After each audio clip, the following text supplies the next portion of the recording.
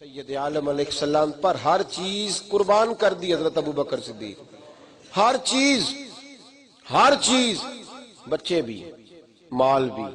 سردار تھے قبیلے کے، عہدہ بھی چھوڑ دیا، برادری بھی چھوڑ دی، لاکھوں کا مال تھا، سارا محبوب کے قدموں پہ قربان کر دیا. آپ کسی کو ٹٹول کے پوچھ لیں کہ صاحب مسجد میں اس سال کیا دینا ہے، کہتا ہے ہاتھ بڑا تنگ ہے، مشکل ہے، پچھلے سال کر دیا تھا جو کرنا ہے، کھلے گا کب جناب کا ہاتھ، یہ کوئی پتہ نہیں.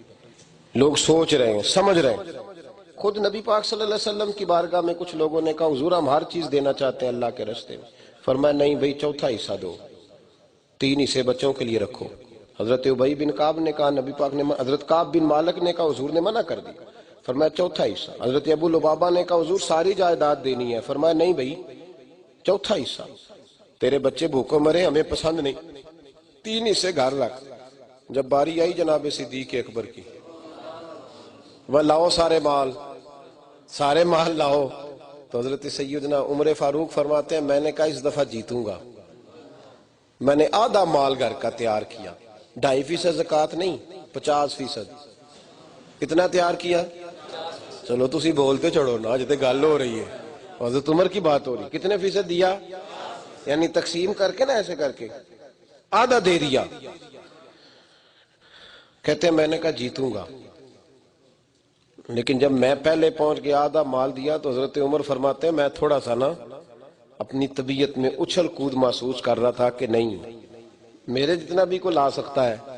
کہتے ہیں بس پھر میری نظر پیچھے کی طرف اٹھی، میں نے ایک درویش کو آتے دیکھا. میں نے دیکھا ایک شخص کو جس نے تن کے کپڑے بھی اتار دیے، جس نے جوتے بھی اتار دیے، جس نے سوئی دھاگا بھی اس گٹھڑی میں باندھ لیا جو محبوب کے پاس لے جانی تھی. حضرت امام جلال الدین سیوطی نے لکھا ہے کہ ٹاٹ کا لباس پہنا حضرت ابو بکر نے، اور کانٹے لے کے نا درختوں کے ان کے بٹن بنائے، وہ لگائے، اور فرماتے ہیں کہ جناب صدیق اکبر رضی اللہ تعالیٰ عنہ سر پہ رکھ کے جب سارا کچھ لائے تو یہ ترمذی ہے. سیاستہ کا شور کرنے والے اس حدیث کو بھی کبھی کبھی غور سے پڑھیں. محبوب نے فرمایا ابو بکر گھر کیا چھوڑ کے آئے ہو؟ ابو بکر گھر کیوں پوچھا نبی پاک نے جب حضور دیکھ رہے ہیں کہ سارا کچھ لائے؟ یہ عقیدہ صحیح کرنے کو پوچھا. کیا چھوڑ کے آئے ہو؟ جناب صدیق اکبر بولے لفظ ہے ترمذی کے، ما ابقیت لہم اللہ ورسول. اے محبوب گھر میں ایک اللہ چھوڑ آیا ہوں، ایک اللہ کا رسول چھوڑ آیا ہوں، گھر میں چھوڑ آیا ہوں اللہ رسول.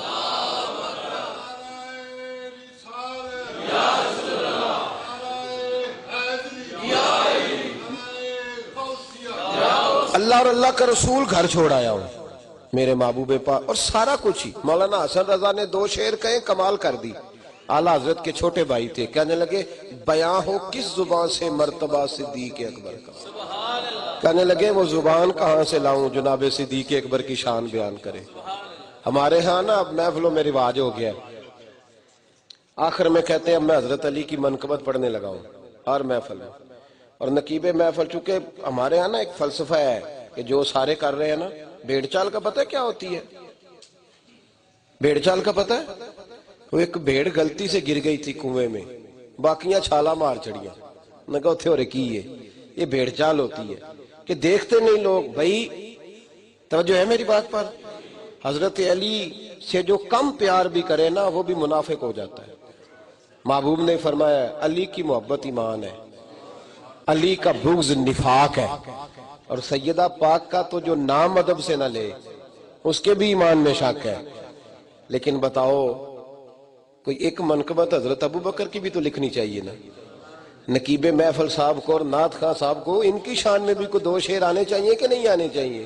بولے کہنا جی میں حضرت فاطمہ دی لگا منقبت بیان کرن تو حضرت رقیہ کی کون بیان کرے گا؟ وہ بھی تو حضور کی صاحبزادی ہیں. حضرت ام کلثوم کی کون بیان کرے گا؟ وہ بھی تو محبوب کی صاحبزادی ہیں.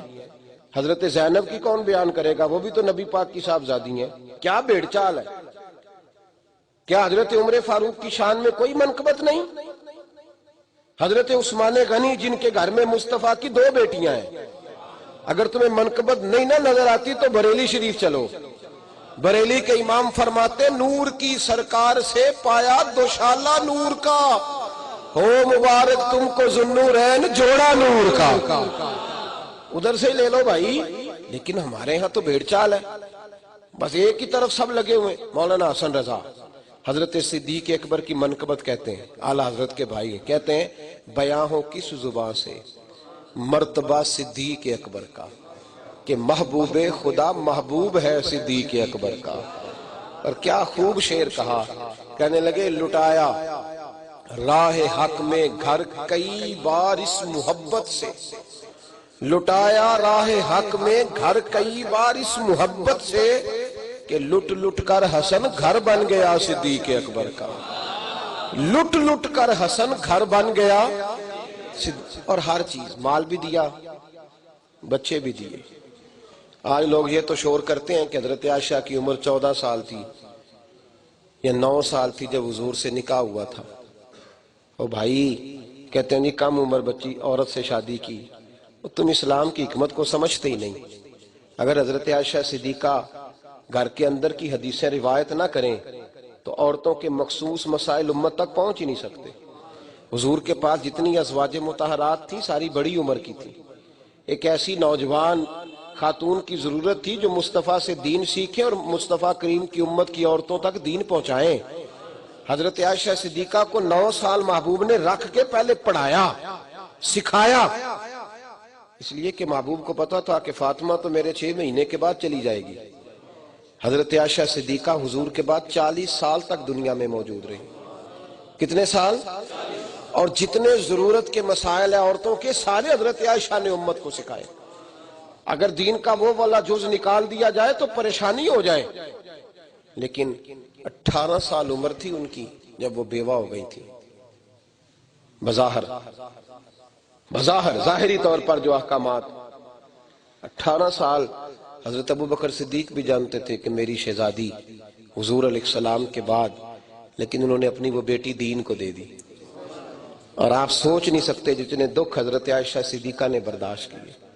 منافقین نے الزامات لگائے، اور آج تک جو منافق ہیں وہ الزام لگا رہے، لیکن حضرت ابو بکر صدیق نے اپنی ذات کی بھی قربانی دی، اپنی شہزادی بھی دین کے لیے پیش کی۔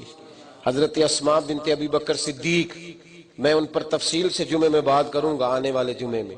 ایسے میرے دل میں خیال آیا کہ حضرت صدیق اکبر کی بڑی بات ہے تو حضرت اسماء کی بھی بڑی بات ہے، بڑی صاحبزادی حضرت اسماء بنت ابی بکر صدیق، انہوں نے بھی کھل کے قربانیاں دی دین کے لیے۔ حضرت صدیق اکبر کے نواسے بھی شہید ہوئے امام حسین کے رستے میں، اسی راہ کے مسافر بنے۔ حضرت صدیق اکبر کی ساری اولاد، سارا خاندان، سارا قبیلہ، ہر شے انہوں نے میرے محبوب کے نام پہ قربان کر دی۔ اور پھر سب سے بڑی بات یہ تھی، کچھ قربانی دیتے ہیں اور پھر فرنٹ سیٹ پہ بیٹھ جاتے ہیں، کہتے چونکہ میں نے ڈیوٹی کی ہے لہذا اب میری یہ سیٹ ہے، کہنا کونا میں نے کوئی نہیں ماننا، میں تو لاڈلا ہوتا ہوں نا۔ حضرت صدیق اکبر اس طرح کے نہیں تھے۔ وہ اگر محبوب کے اوپر جان قربان کرتے تھے تو ان کی سیرت میں بھی نبی پاک کا عکس نظر آتا تھا، ان کے اخلاق اور کردار میں بھی۔ حضور بیٹھے ہیں، صحابہ کا مجمع ہے، توجہ ہے میری بات پر؟ نبی پاک صلی اللہ علیہ وسلم، اچھا دیکھو پھر مزے کی بات، یہاں بھی ڈیوٹی پوری کرتے ہیں، مسجد نبوی شریف میں بھی حضور کی نوکری بھی کرتے ہیں، سارے کام حضور نے بیٹھے بیٹھے بات چھیڑ دی۔ فرمایا یار بتاؤ تو صحیح، آج تم میں سے کسی نے کوئی جنازہ پڑھا ہے؟ تو صحابہ خاموش ہو گئے، خاموش ہو گئے، کوئی نہیں بول رہا۔ تو حضور نے فرمایا میں پوچھ رہا ہوں، بولو۔ جناب صدیق اکبر کہنے لگے یا رسول اللہ آپ نہ پوچھتے تو میں نہ بتاتا، میں نے ویسے جنازہ آج پڑھا ہے۔ تو حضور خاموش ہوئے، تھوڑی دیر کے بعد فرمایا چلو آج تم میں سے کسی نے کسی مسکین کو کھانا کھلایا ہے؟ عرض کی حضور آپ نہ پوچھتے تو نہ بتاتا، ویسے میں نے یہ ڈیوٹی کی ہے۔ نبی پاک صلی اللہ علیہ وسلم نے فرمایا اچھا یہ بتاؤ آج تم میں سے کسی نے کسی یتیم کے سر پہ ہاتھ رکھا ہے؟ حضور میں نے رکھا ہے۔ میرے محبوب بول پڑے، فرمایا چلو بولو آج کوئی ایسا جو روزے سے ہو؟ تو حضرت صدیق اکبر پھر بولے، عرض کی محبوب اس غلام کے حصے میں نوکری آئی ہے۔ صحابہ کہتے ہیں ہماری توجہ ابو بکر پہ جم گئی، جب سوال ہوتا تو ہم مصطفیٰ کا چہرہ دیکھتے اور جواب کی باری آتی تو پھر کسی اور طرف توجہ جاتی نہیں تھی، ابو بکر کا چہرہ دیکھتے۔ فرماتے ہیں میرے محبوب باتیں سنتے سنتے فرمانے لگے ابو بکر سن، پھر قیامت میں روزے دار جائیں گے تو جنت میں ایک روزے داروں کے گزرنے کا دروازہ ہے، جب روزے دار آئیں گے تو وہ دروازہ کھلے گا، حاجی آئیں گے تو حاجیوں والا دروازہ کھلے گا، نمازی آئیں گے تو نمازیوں والا کھلے گا۔ پھر فرمایا ابو بکر جب تو آئے گا نا تو اللہ جنت کے سارے دروازے کھول دے گا۔